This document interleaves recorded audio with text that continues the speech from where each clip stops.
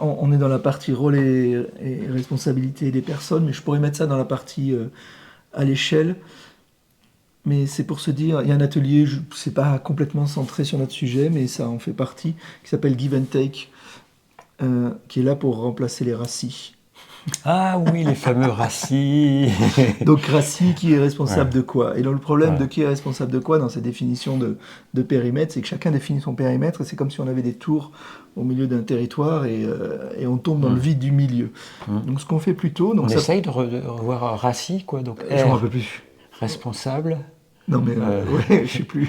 assiste, contrôle, informer. Le I, c'est informer, oui. Ouais, Donc c'est maintenant, pas... ce qu'on fait c'est plutôt avec c'est très simple, un atelier Give and Take, ça peut être très intéressant, ça peut se faire dans n'importe quelle partie de l'organisation. On pourrait dire qu'on fait un Give and Take entre RH, DSI, finance, biz marketing, ou on Hmm. pourrait le faire au milieu d'une équipe, d'un ensemble d'équipes dans un... Ah, j'écris en rouge, je vais écrire en noir plutôt. Tac. Ok, donc c'est pas compliqué, disons que... Je vais partir sur mon exemple RH, tout ça. Peut-être pas plus mal. Donc là, on a l'équipe RH, là, on a l'équipe Biz, là, on a le comité de direction, là, on a le marketing, et là, on a justement le développement. Et puis, on pourrait dire, même si on veut, on a le produit. Ok, 1, 2, 3, 4, 5, 6, c'est facile, hein, ça va pas être long. Je fais les mêmes dans l'autre sens. Donc ça demande d'avoir tous ces représentants pendant cet atelier, comité de direction, market, bon vous avez compris, hein, je refais les mêmes exactement dans l'autre sens, dev, DSI, DSI, un peu DSI, voilà, et produit. Ok, naturellement après au milieu c'est... Et on demande, on va le simplifier, un Give and Take, si vous allez voir la source de l'atelier, c'est un peu différemment, mais on va le simplifier. De quoi a besoin Biz vis-à-vis du comité de direction? Ah ben nous on indique qu'on a besoin de ça ou de ça. De quoi a besoin le marketing vis-à-vis de la DSI? Par exemple, a besoin de ça. Je l'ai fait à l'ancienne, hein, DSI produit. Hein. On pourrait me dire que c'est pas comme ça maintenant, que ça pourrait être découpé par données. Et puis voilà ce que j'attends du produit. Et puis la DSI, voilà ce qu'elle attend des RH. Et voilà ce qu'elle attend du comité de direction.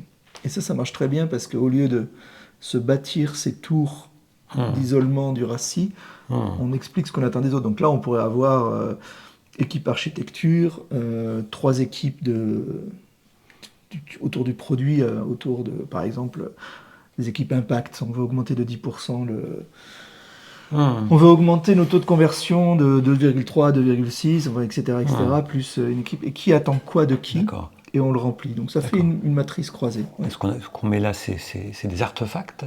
Non, c'est documents, des besoins? Ça peut être ouais. tout. Ça peut être qu'est-ce qu'on attend vraiment. Ça peut être j'attends ce document, comme j'attends que tu me fournisses ces algorithmes, comme j'attends que tu me fournisses. Donc, on le fait plutôt par les attentes qu'a quelqu'un ou par ce qu'il peut donner lui non, en fait. Par les attentes. Ce que j'attends, d'accord. Parce que les attentes de cette abscisse ordonnée. D'accord. Les attentes. Et ça peut être très pratique. D'accord. Donc, oui, alors ça me fait penser au cycle du don, en fait. Le cycle du don, qui vient de Marcel Mauss, qu'on trouve. Donc, c'est demander, donner, recevoir, et puis rendre. Après, donc, rendre, voilà, qui est le côté feedback qui va là, en tout cas, tu as un regard croisé, tu vois. Et souvent, dans ces ateliers, tu te rends compte que il